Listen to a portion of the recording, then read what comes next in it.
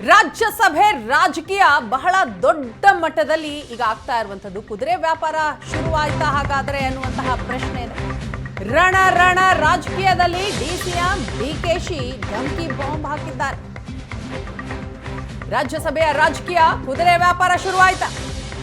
ರಣ ರಾಜಕೀಯದಲ್ಲಿ ಡಿಸಿಎಂ ಡಿಕೆ ಶಿವಕುಮಾರ್ ರಿಂದ ಧಮಕಿ ಬಾಂಬ್. ಕಾಂಗ್ರೆಸ್ ಶಾಸಕರಿಗೆ ಧಮಕಿ ಹಾಕಿದ್ದು ಯಾರು? ಯಾರ ಮೇಲೆ ಡಿಕೆ ಶಿವಕುಮಾರ್ ಆರೋಪವನ್ನ ಮಾಡ್ತಾ ಇದ್ದಾರೆ? ಯಾವ ಕಾಂಗ್ರೆಸ್ ಶಾಸಕರಿಗೆ ಧಮಕಿ ಹಾಕಲಾಗಿದೆ? ದಳಪತಿ ಧಮಕಿ, ಡಿಸಿಎಂ ಡಿಕೆ ಶಿವಕುಮಾರ್ ಬೆಂಕಿ.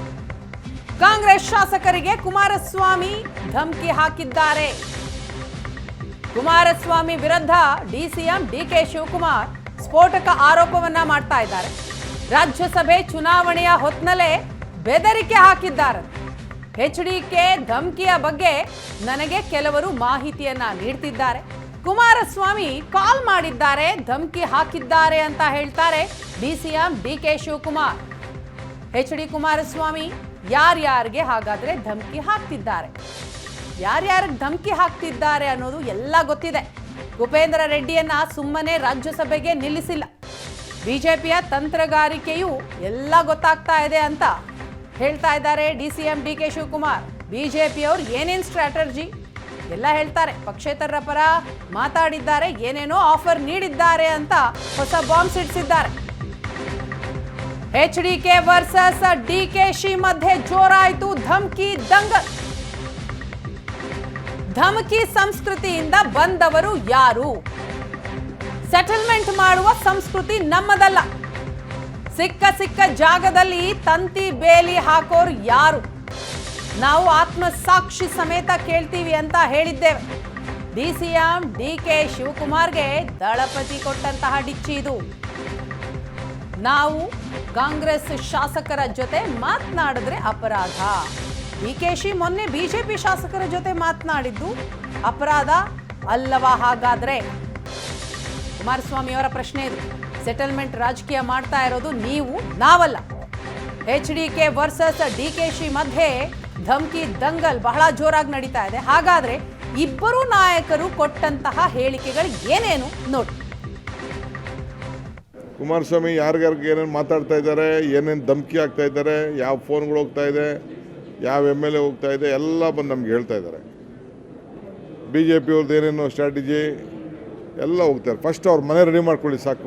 ಏನೇನೋ ಆಫರ್ ಮಾಡಿದ್ದಾರೆ, ಅವರೆಲ್ಲ ಬಂದು ನಮ್ಗೆ ಹೇಳಿದ್ದಾರೆ, ಧಮಕಿಗಳು ಹಾಕಿದ್ದಾರೆ, ಎಲ್ಲ ಗೊತ್ತಿದೆ.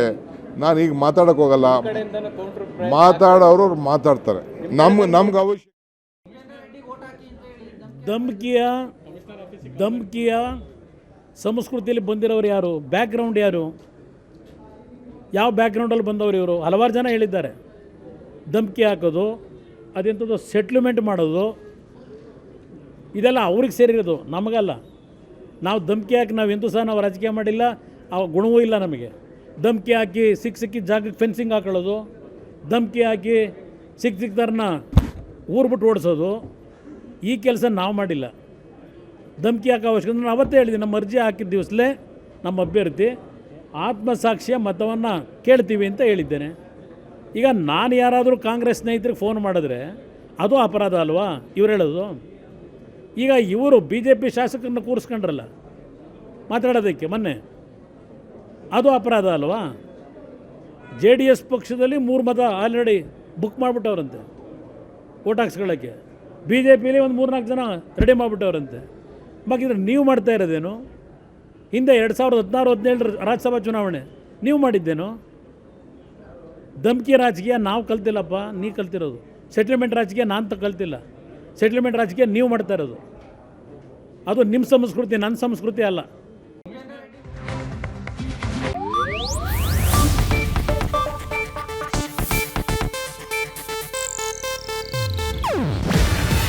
ಇದು ಏಷ್ಯಾನೆಟ್ ನ್ಯೂಸ್ ನೆಟ್ವರ್ಕ್ ಪ್ರಸ್ತುತಿ. ನೀವು ನೋಡ್ತಿದ್ದೀರಾ ಏಷ್ಯಾನೆಟ್ ಸುವರ್ಣ ನ್ಯೂಸ್.